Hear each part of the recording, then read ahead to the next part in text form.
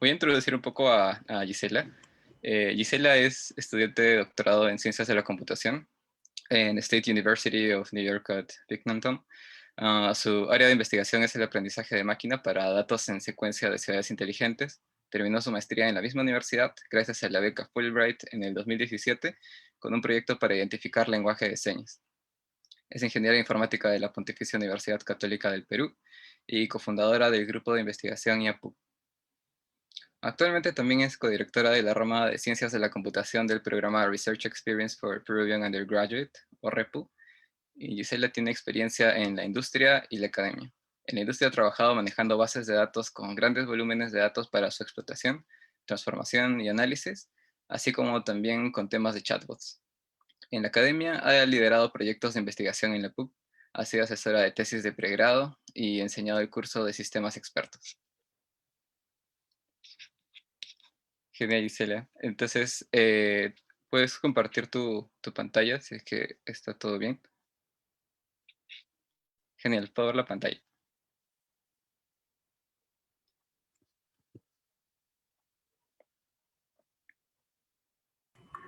Genial. Pueden ver la presentación, ¿cierto? Sí. Ya. Bueno, muchas gracias. Robert, sí, como dijiste, voy a conversar ahorita, presentarles los modelos de aprendizaje de máquina para problemas en ciudades inteligentes que he venido trabajando en mi tesis. Afortunadamente, supongo, en poco tiempo, un par de semanas o tal vez un par de meses, ya debo estar graduándome. Así que he escogido dos de los proyectos que estoy incluyendo en mi tema de tesis. Bueno, primero presentarles un poco de la motivación y los retos que presentó esta unión de trabajos y la predicción. Bueno, y luego uno de los proyectos es predicción estructurada, el consumo de agua, y otro de los proyectos que es de los más difíciles que hice en el doctorado, pero de los que más orgullosa también estoy, es de la desagregación de señales, particularmente en el dominio de consumo de energía. Entonces, bueno, en ciudades inteligentes, tal vez muchos de nosotros hemos escuchado hablar de ciudades inteligentes.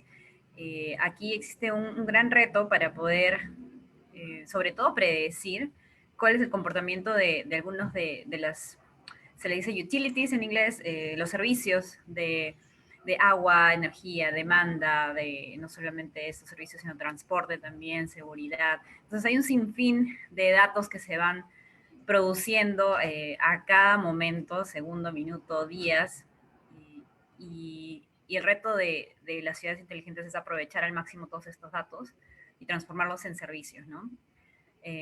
Para toma de decisiones también. Entonces yo, como les decía, me voy a centrar en dos problemas, la predicción del consumo de agua y la desagregación, que a la vez tiene componente de generación del consumo de energía. El primer proyecto lo hicimos para predecir el consumo de agua en el campus. Pudimos acceder a los datos de 14 edificios de la universidad y quisimos comparar dos modelos discriminativos. Uno de la rama, se podría decir, o de la escuela de modelos gráficos probabilísticos, y otro de la escuela de Deep Learning. El representante de los modelos gráficos probabilísticos fue el Sparse Gaussian Conditional Random Field, que les voy a explicar en breve un poquito más de qué se trata, y el Sequence to Sequence por el lado de Deep Learning. Nosotros en ese trabajo también quisimos medir un poco la mejora de introducir algunas variables en la secuencia input, algunos datos adicionales como día del mes, día de la semana, hora del día, y para ver qué tal nos iba en la predicción, en la mejora de la predicción con esos datos adicionales.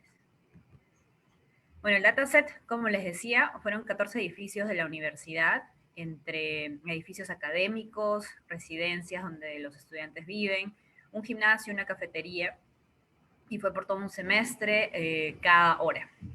Entonces, estos dos gráficos justo muestran cuál es la diferencia un poco del consumo de agua en dos tipos de edificios diferentes. El primero es una residencia, o sea, es decir, donde viven los estudiantes, un edificio donde viven estudiantes, y podemos ver cómo antes de que empiecen las clases el consumo de agua es muy bajo, porque prácticamente nadie vive ahí hasta antes que empiecen las clases.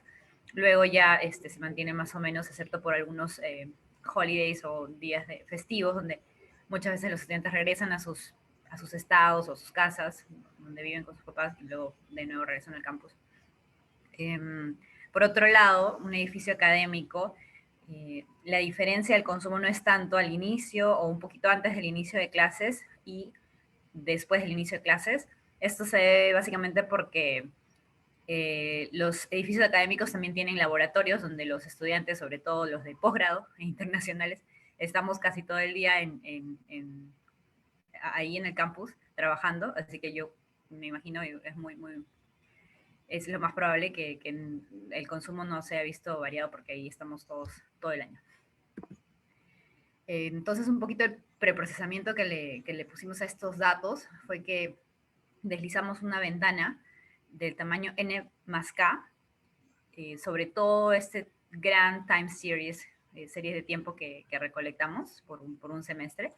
Y entonces pudimos formar un montón de instancias, secuencias, instancias, donde nuestro input venía a ser X, que es en los primeros N time steps, y Y venían a ser los siguientes K time steps, o sea, es decir, tomamos N datos pasados para predecir los siguientes K datos. Entonces también jugamos un poquito con esos números.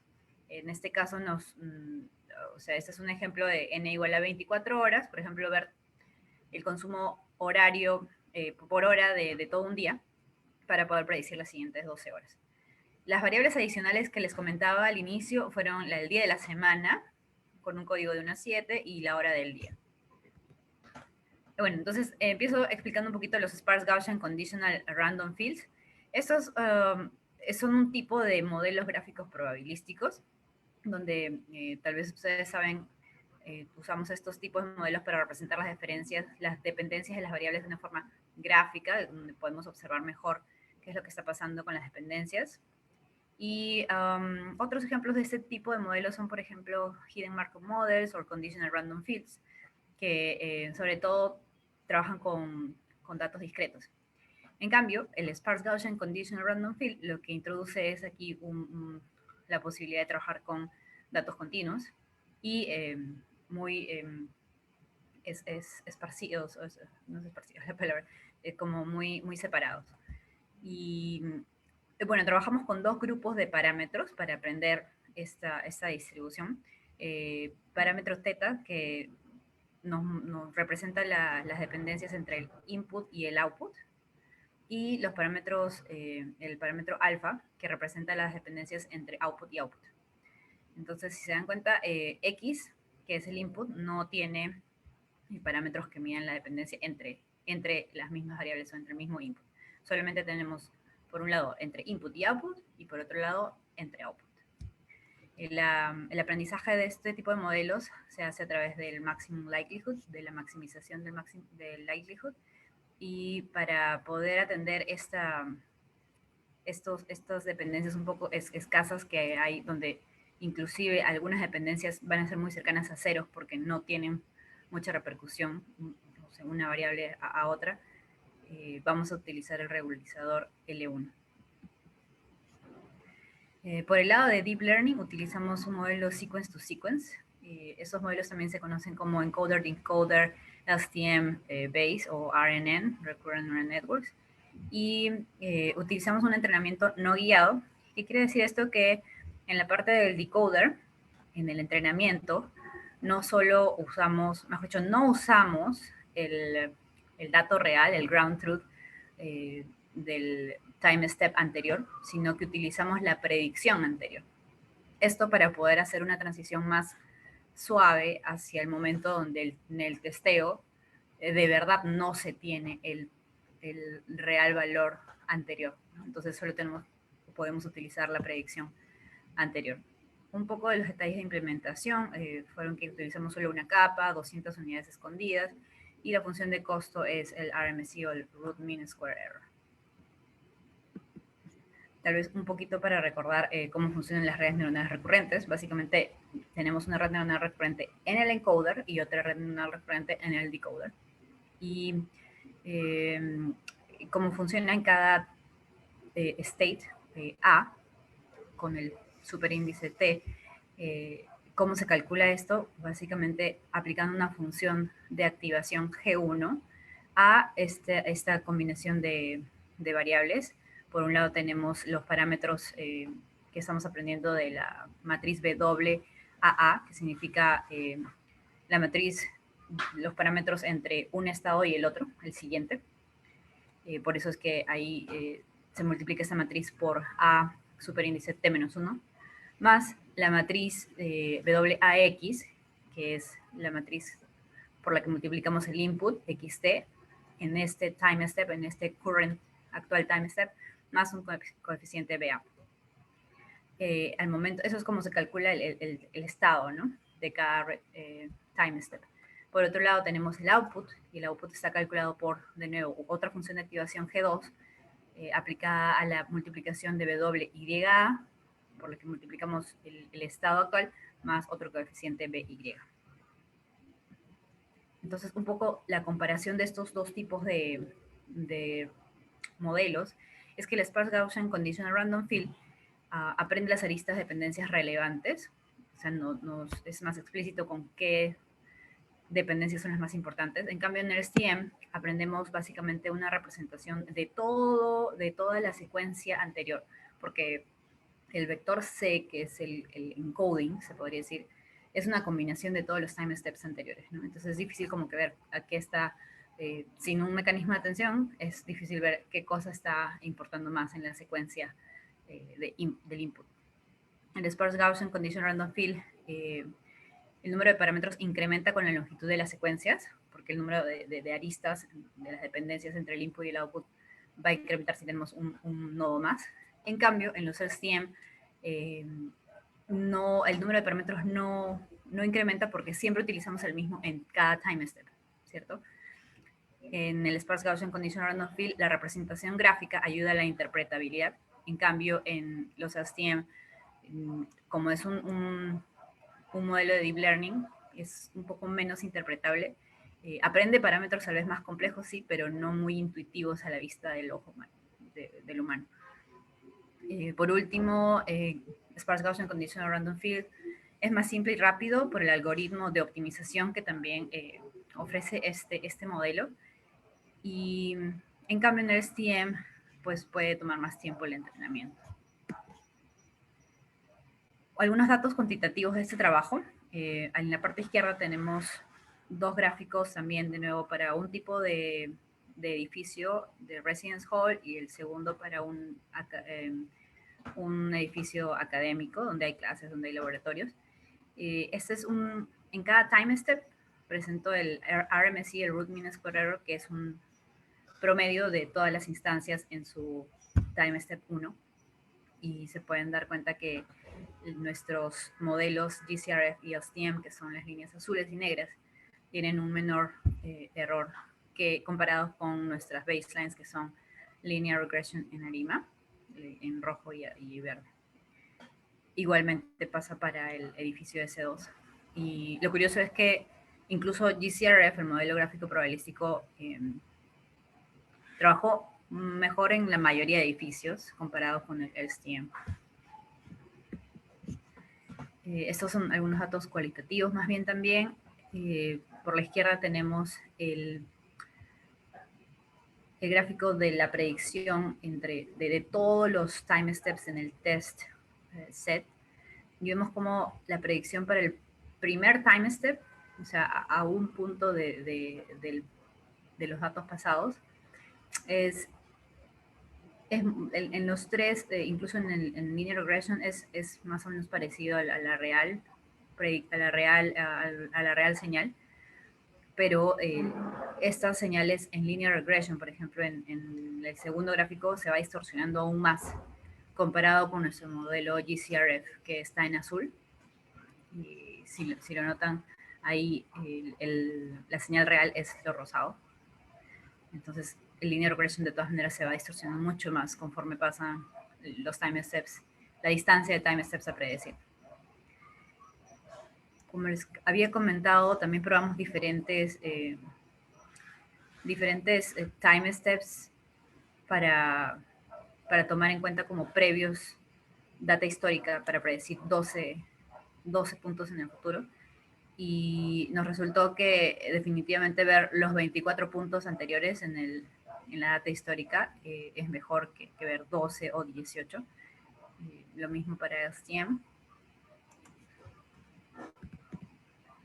Y definitivamente la adición de variables como el día de la semana y la hora del día incrementaron redujeron el error en 5 a 24% la performance de estos modelos, aunque algunos edificios empeoraron, pero fueron solo 2. La mayoría mejoró su predicción al introducir estas nuevas variables. Estos son los 14 edificios, básicamente los códigos de los edificios.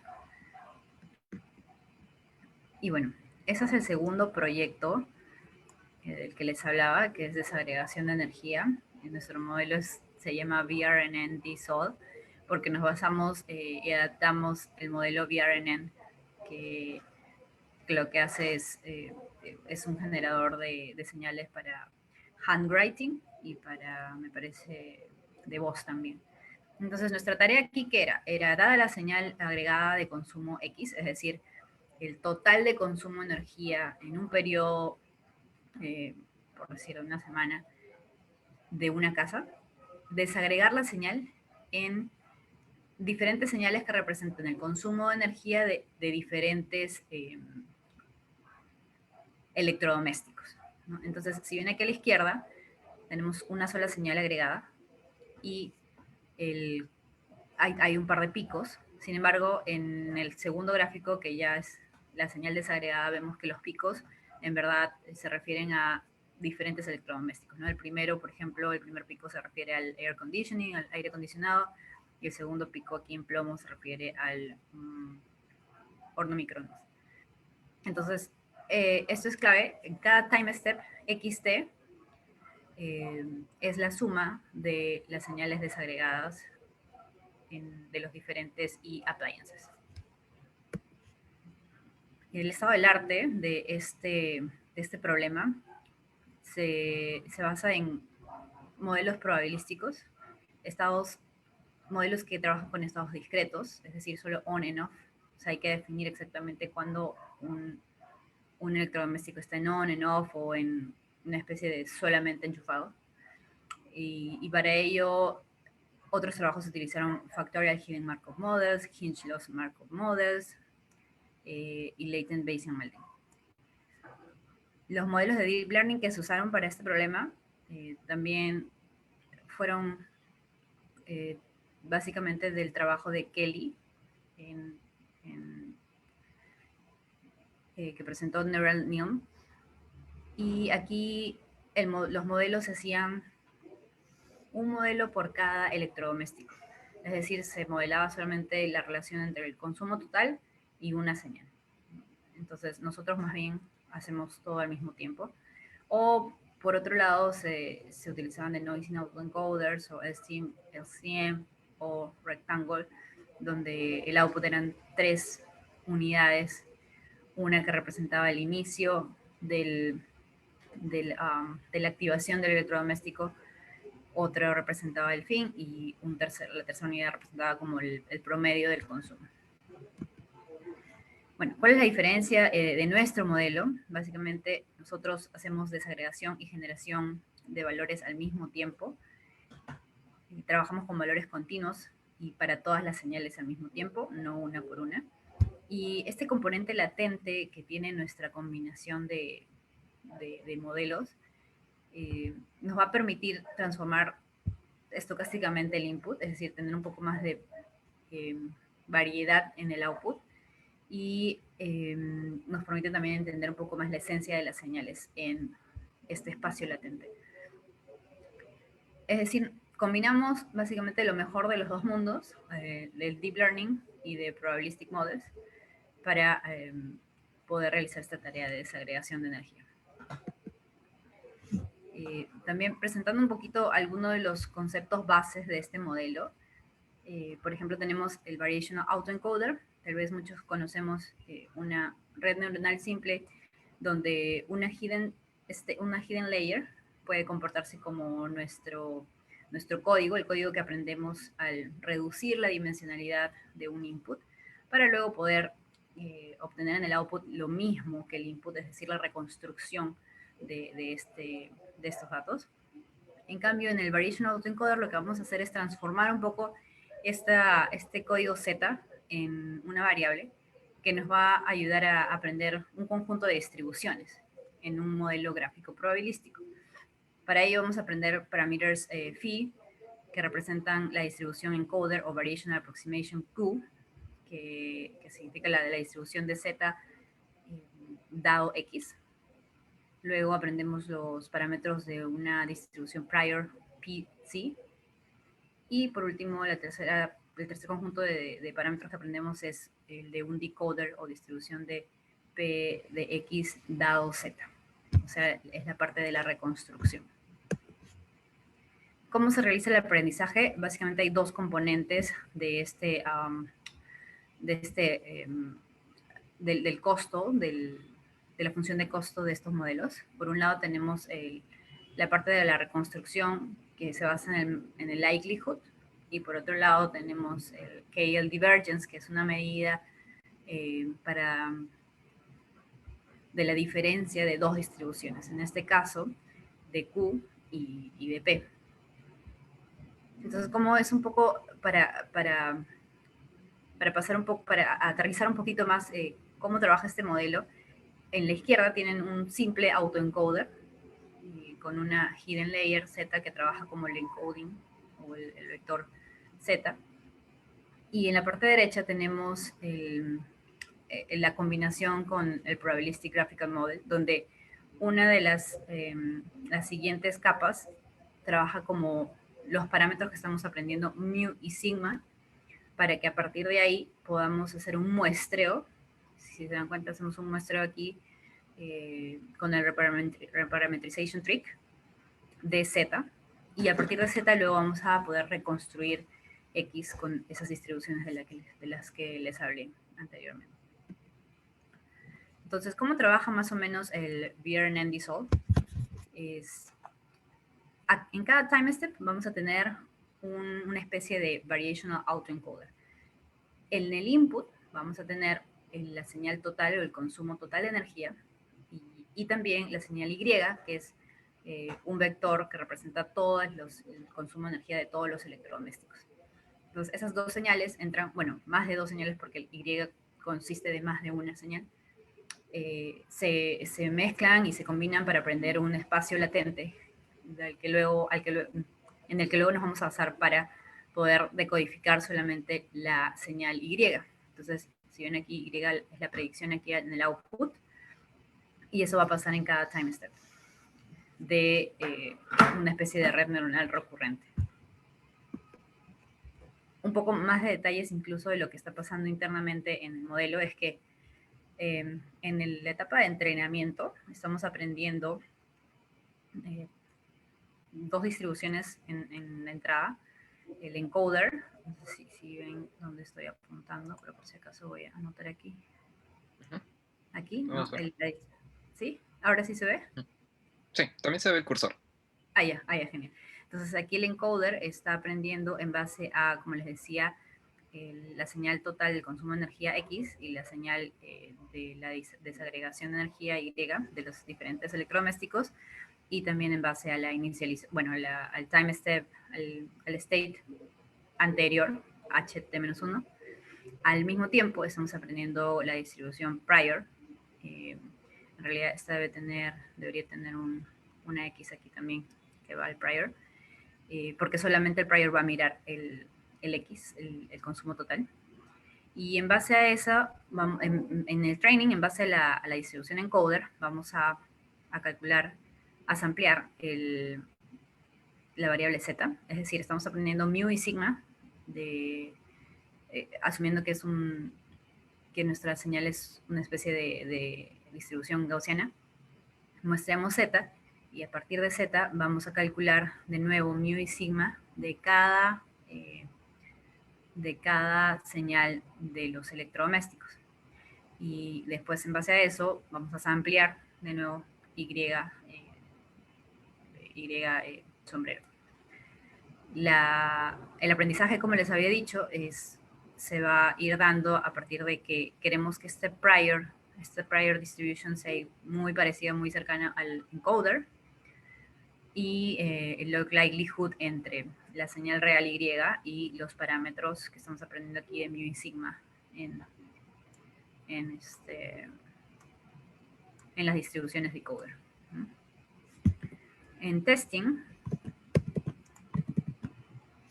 bueno, en el testing, bueno, no en el testing time, pero es como en el tiempo de generación, lo que vamos a hacer es dejar de usar la distribución encoder, y por eso nuestra distribución prior que aprendimos en el entrenamiento va a usar solamente la señal total, el consumo de energía X, el estado anterior, luego para samplear o muestrear la variable Z, a su vez calcular de nuevo de ahí sigue la misma ruta, ¿no? Calculamos de nuevo mu y sigma y la predicción del consumo de energía por cada electrodoméstico.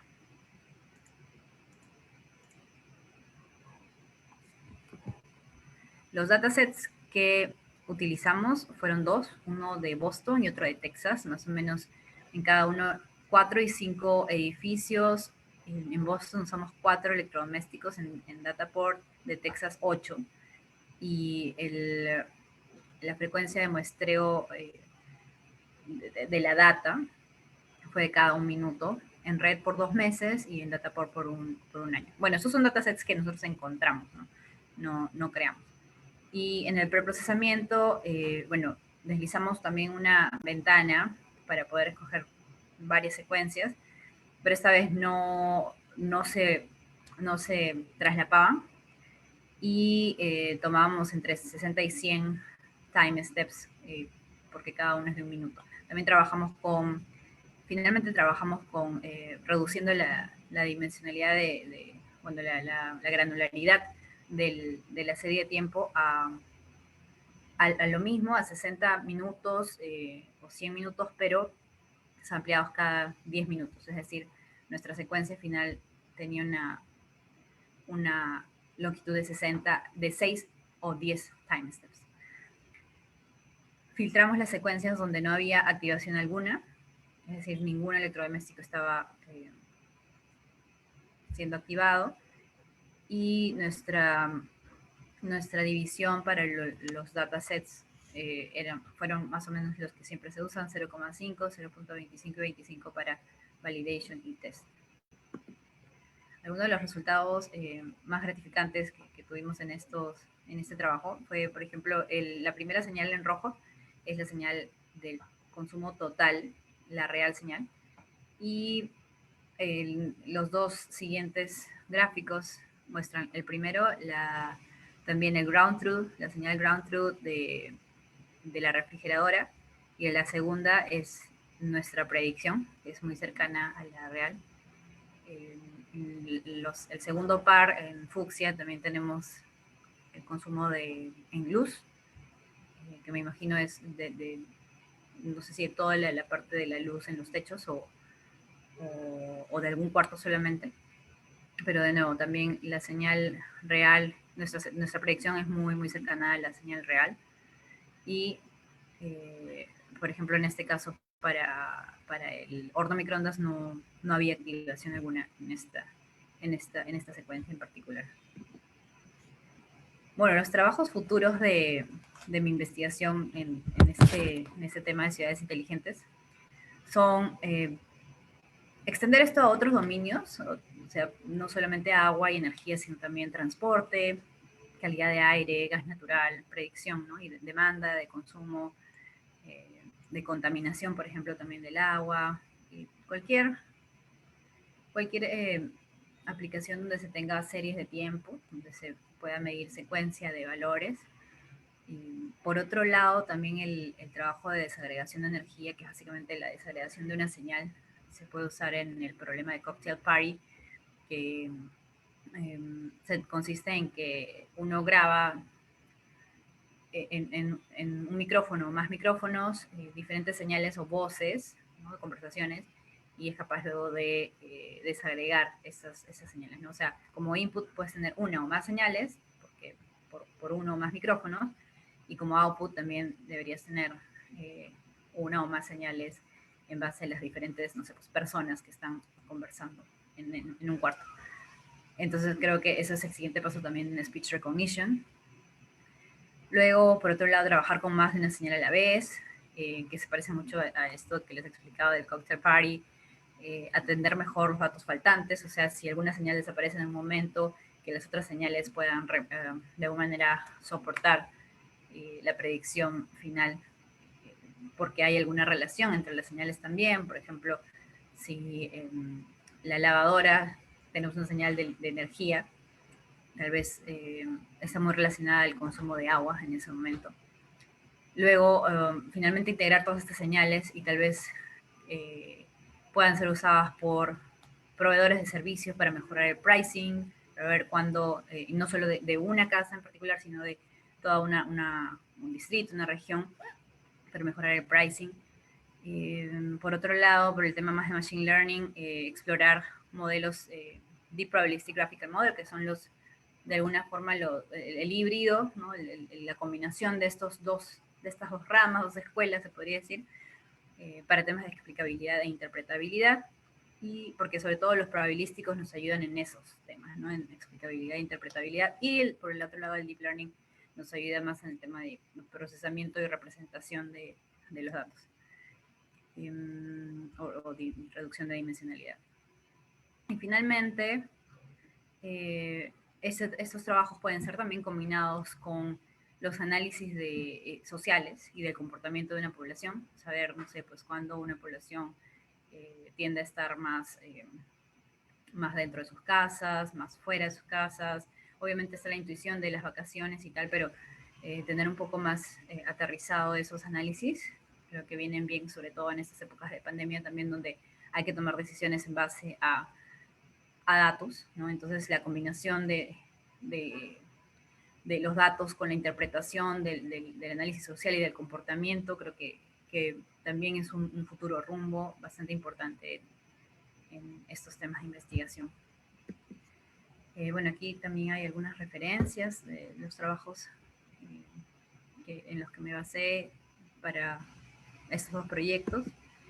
Y bueno, nada, muchas gracias. Aquí me encuentran por todas las redes sociales para cualquier otra pregunta que no podamos atender hoy. Y comentarles también que tengo dos espacios no estoy segura si todavía llamarlo divulgación científica, pero es algo así como tratar de simplificar algunas cosas y animarlos a seguir estos temas de investigación. Por un lado, el canal de YouTube Divertido, donde trato de explicar en palabras simples para una audiencia que casi no está muy relacionada con informática, ciencias de la computación o IA, pero también hay unos videos donde trato de explicar algunos conceptos con los que yo me topé, por ejemplo, en el doctorado, y que fueron tal vez más relacionados con estadística, y tratar de entender que fueron algo que tuve que superar para poder entender más modelos. Y por otro lado, Social Tech Intersections también es una iniciativa que empecé con unas amigas en Binghamton, una antropóloga y una psicóloga, donde también hablamos de temas combinados de ciencias de la computación, de tecnología y cómo se va relacionando con otros campos. Así que están súper invitados a escuchar y ver estos canales. Muchas gracias de nuevo por la invitación al tercer simposio peruano de Deep Learning. Excelente. Muchísimas gracias, Gisela. Ha sido una charla bastante interesante y me gustó bastante cómo se podían comparar dos tipos de modelos, tal como mencionaste, ¿no? Los que se usaban antes, el Old School, con lo que se usa actualmente, inclusive combinarlos en algunos casos. Justo respecto a combinar los modelos, se vio que hubo una combinación en la segunda parte, ¿no? Y justo la pregunta iba sobre la primera parte también, si había una forma de combinar los sparse GCRF y LSTM para que cada uno pueda cubrir sus desventajas. Sí, sería una buena idea. Nosotros no llegamos a hacer eso, a combinarlo para el primer proyecto, pero he visto trabajos que ya están haciendo algo como Deep Conditional Random Fields, así que definitivamente es algo que me llama la atención para probar. Si alguien lo quiere probar, encantada de ahí apoyarlos. Sería un gran paper, creo. Así que sí, sería genial probar eso. Genial. Y justo sobre esas comparaciones, también otra pregunta iba sobre ¿Qué tanto balance podría haber entre Probabilistic Graphical Models y Deep Learning? Y de repente ahondar un poco más en por qué se usa más Deep Learning actualmente. Ujú. Deep Learning sobre todo por la cantidad de datos y por, yo creo, la flexibilidad en aprender la representación, ¿no? Es muy bueno Deep Learning en aprender y simplificar en un encoding tal vez, lo Ujú, que ya sea la redundancia o los datos o noisy o noise. Entonces esa flexibilidad, luego combinarla con la explicabilidad de los modelos probabilísticos, creo que está dando, se está abriendo una rama también ahí muy interesante. ujú. Ah, genial. Y justo en ese tema de poder analizar la representación que se aprende en un modelo, como comentaste que se estaba usando VAs combinado con series temporales, y a veces pensaba en cómo se usan para, por ejemplo, cuando se generan rostros y luego se puede navegar sobre el espacio latente que se genera internamente para ver las diferentes variaciones que hay y cada dimensión, que es lo que podría representar. Hasta en el trabajo que hiciste, llegaste a explorar un poco más cómo se veía ese espacio. No, no, solamente llegamos a los resultados finales, el análisis en el output. Ujú, Eh, Exploré ese espacio cuando no estaba teniendo buenos resultados, pero me ujú, parece súper válido lo que dices, que después de obtener los buenos resultados también meterle un análisis ahí en el espacio latente para descubrir qué es lo que exactamente está aprendiendo el espacio latente, que es el que luego direcciona un poco, ¿no? ujú, En el previo, no el modelo previo, la versión previa de este modelo, eh, sí me puse a analizar, o sea, incluso hay varios layers en ujú, estos distribuciones que aprendemos, algunas, varias capas, y ujú, ahí me puse a ver qué cosa está pasando y por qué no estaba ujú. aprendiendo el modelo. Y lo que encontré fue que algunas de estas capas, eh, si mal no recuerdo, reflejaban mucho Mm. la misma señal. Ah, Pero la verdad es ajá, que así formalmente para contarte ajá, ajá, no ajá. es 100% confirmado, no lo recuerdo bien, pero sí me metí a ver qué estaba pasando un poco. Ah, eso me hace recordar un tema que había encontrado en el entrenamiento de VAs, especialmente cuando los encoders y decoders son deep, que a veces se pensaba que se estaba aprendiendo un montón de información en el medio, en el cuello de botella, pero sucedía que como habían tantos parámetros al medio, o antes y después, buena parte de la representación estaba distribuida ahí. Y realmente ese era como un atajo que ayudaba a generar las predicciones, como una especie de trampa adicional que tenían los modelos, ¿no? Entonces, es un montón de cosas que pueden suceder ahí, ¿no? Ha habido papers también, ¿no? Que han tratado de darle mayor entendimiento al tema de VAs. Sí, En- sí, no, súper interesante y sería, bueno, sí, como de alguna manera sistematizar un poco también ese análisis, porque es así, o sea, a veces hay un montón de nodos, por ejemplo, en este modelo yo trabajé entre 50 y 200 nodos, entonces era también Ujú, difícil al ojo humano como que analizar, pero sistematizar ese análisis sería súper bueno, como dices. genial. Otra pregunta iba específicamente sobre el tipo de series. Comentan, en temas de transporte donde las series temporales son más caóticas, ¿sigue siendo factible usar métricas como RMSI para las predicciones o recomendarías otras? Muy buena pregunta.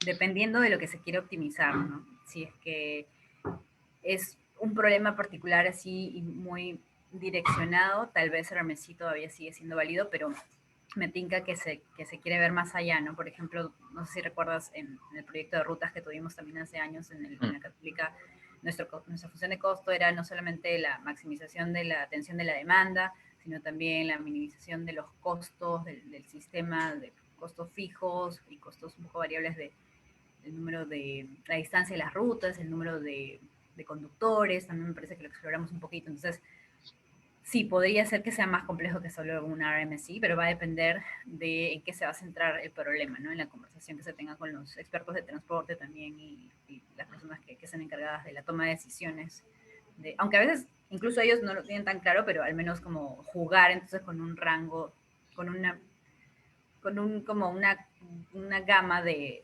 RMSI para ver qué cosa puede estar funcionando mejor. Yo diría, creo. Genial. Y otra pregunta, ya sobre la parte de recolección de datos, comentaba sobre el ejemplar de contaminación de agua, cómo recolectar los datos.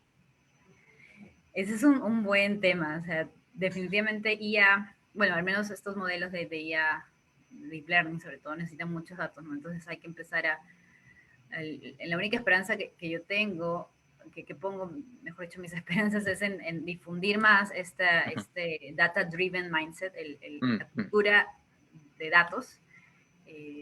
Obviamente, luego de la recolección y la obtención de resultados, hay que pasarle ahí una revisión del experto del dominio para saber cuándo los datos pueden ser un poquito así, pueden no tener tanto sentido, tal vez, pero es un complemento, ¿no? Las cosas que se encuentren en Data Science, en IA, con el dominio del experto, yo creo que es complementario. Algunas veces el experto no va a poder explicar o no se dio cuenta de algunas cosas que los datos sí le pueden mostrar, y por otro lado, si solamente hacemos caso a los datos, a veces podemos estar ignorando algunas otras cosas que son muy importantes como responder por qué pasó esto u otro en los datos, ¿no? Pero sí, tener el mindset en todas las instituciones en donde estemos, tratar de recolectar, documentar. Es como que yo tengo como ese paradigma, esa evangelización que hay que hacer, y mucho más en Perú, donde los datos pues no los tenemos bien ordenados y podrían o sea, hoy creo que leí que en Huánuco los datos de las camas UCIs no habían estado reportándose desde varias semanas o meses porque el hospital había cerrado. Entonces, claro, luego cuando ves la diferencia de por qué están tan mal ahorita en la pandemia es porque tal vez contaban con esas camas, pero en realidad ya están colapsados. Entonces, los datos son muy necesarios. Es tener este chip data driven y empezar a recolectarlos. Contaminación del agua, espero, tal vez hay algunas instituciones por ahí que no conocemos tanto que están recolectando ya datos, sobre todo el colaborar, ¿no? Colaborar, explorar como informáticos o personas que estamos muy relacionadas a las ciencias de la computación. También tenemos que desarrollar esa habilidad de búsqueda de información, ¿no? Búsqueda de qué instituciones están teniendo qué información, cómo colaboro, cómo voy combinando datos que puedan sí, aportarnos en esos temas. Exacto. Y eso está muy alineado también a las iniciativas de Open Data, ¿no? Especialmente por parte de los gobiernos. Y yo todo un tema, ¿no? En el caso de COVID, porque había información y la información estaba en PDFs que estaban generados en Excel, entonces poder trabajar con eso era ya muy complicado. Y habían obstáculos para que se pudiera disponibilizar la data en un formato que sí fuera fácilmente procesable. Entonces lo bueno es Sí, que está viendo un poco más de conciencia por ese lado, pero todavía hay largo camino por recorrer, ¿no? sí, nos falta tener sí, personas que tengan ese chip para que todos los datos que se va produciendo, especialmente en el Estado, puedan ser luego utilizados de la mejor forma, ¿no? Creo que hay varias voces en redes sociales y también el Estado también creo que se está dando cuenta, así contarles brevemente que soy parte también de la comisión de expertos para la Estrategia Nacional de IA, y estamos empujando bastante ese tema también, ¿no? Mencionándolo mucho, los formatos, la accesibilidad, la periodicidad en la que se publican estos datos, de que espero que podamos llegar a buenos Sí, resultados en este aspecto. genial. Bueno, ahora son justo las 7:30 y agradezco mucho nuevamente tu tiempo y tu gran apoyo, Gisela.